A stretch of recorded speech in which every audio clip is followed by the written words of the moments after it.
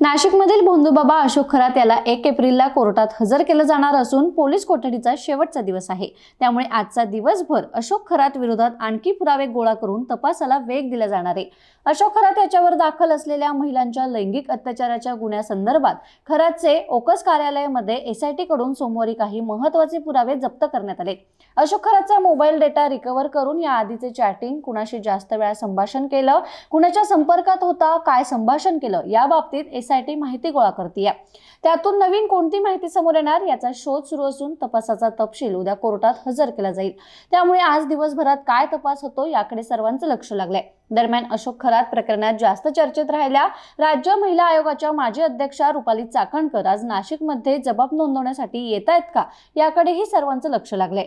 रुपाली चाकणकर यांच्यासह शिवनिका संस्थांच्या आजी माजी ट्रस्टींची खरात प्रकरणात चौकशी होणार आहे। अत्याचार प्रकरणात खरातचा तपास सुरू असताना शिवनिका संस्थांच्या कारभाराची देखील चौकशी होणार आहे। काल रुपाली चाकणकर चौकशीसाठी येणार असल्याची चर्चा होती, मात्र रुपाली चाकणकर यांनी आजारपणाचं कारण देत चौकशी टाळण्याची माहिती समोर येते। रुपाली चाकणकर यांच्यावर कारवाई व्हावी यासाठी ठाकरे गटाच्या नेत्या सुषमा अंधारे, राष्ट्रवादी काँग्रेसच्या नेत्या रुपाली पाटील ठुमरे, सामाजिक कार्यकर्त्या अंजली दमनिया आणि तृप्ती देसाई यांनी आक्रमक पवित्रा घेतलाय।